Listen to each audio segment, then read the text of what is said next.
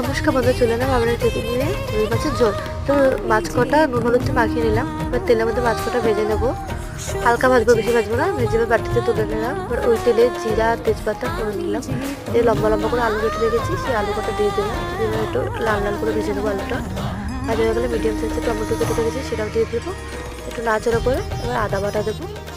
আদা বাটা দিয়ে একটু নাড়াচাড়া করে ওই বাটিটা একটু ভাসিয়ে একটু জল দেবো, দিয়ে নাড়াচাড়া করে নেবো। একটু হলুদ গুঁড়ো, লঙ্কার গুঁড়ো ও লবণ দিয়ে এবার একটু ভালো করে এটাকে কষিয়ে নেবো। যখন তেলটা ছেড়ে আসবে তখন এটার মধ্যে জলটা দিয়ে দেবো। দিয়ে এবারে এটাকে একটু নাড়াচাড়া দিয়ে একটু ঢেকে রাখবো।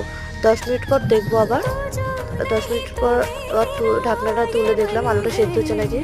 আলু সেদ্ধ হয়ে গেছে। এবারে মাছ কটা দিয়ে দেবো, একটু নাড়াচাড়া করবো। বা রান্না হয়ে এসেছে, গরম মশলা দিয়ে দিলাম। রান্না হয়ে গেছে। এমন হচ্ছে সবাই বলবেন। আর ভালো লাগলে লাইক করবেন, সাবস্ক্রাইব করে